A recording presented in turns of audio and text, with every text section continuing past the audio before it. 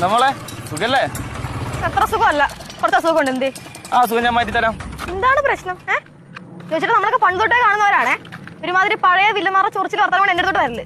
ഇതിനിപ്പോ എന്താ വേണ്ടേ? എന്ത് പഴയ വൈരാഗ്യം തീർക്കാൻ വന്നേക്കുവാണ്? പഴയതൊന്നും മറന്നിട്ടില്ല. പിന്നെ ബാലുണ്ണന് വയസ്സായില്ലേ, വീട്ടിൽ വെറുതെ ഇരിക്കല്ലേ കക്ഷി. ബാലുണ്ണന് വയസ്സായി, പക്ഷെ വീട്ടിലെ ആൾക്കാർ വേറെ ഉണ്ട്. പിന്നെ നിന്നെയൊക്കെ ഹാൻഡിൽ ചെയ്യാനായിട്ട് അച്ഛൻ തന്നെ ധാരാളം. ഈ വർഷത്തെ ഏറ്റവും വലിയ കോമഡി. കൊള്ളാം, നല്ല രസമുണ്ട്. ഇതേപോലെ ചിരിച്ചു വല്ല ഊളംപാറൊക്കെ കുതിരട്ടത്തൊക്കെ എങ്ങോട്ടെങ്കിലും ഇറങ്ങിപ്പോ. അല്ലടാ ഉരുണ്ട് പോണ നോക്കിടാ. അമ്മയും പെങ്ങളും ഇല്ലേ? ഉണ്ട്, പക്ഷെ ഇതുപോലെയല്ല.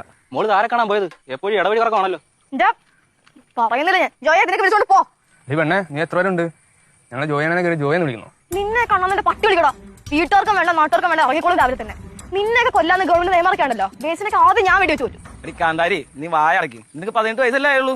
അപ്പോഴേക്കും അങ്ങ് കടന്ന് തിളക്കണ തിളപ്പ് കണ്ടില്ല അവളെ. നമ്മുടെ പിള്ളേരെ ചെന്നൈയിലുണ്ട്. നിന്നെ ശരിയാക്കാനുള്ളത് ഞാൻ വിളിച്ചു പറഞ്ഞു.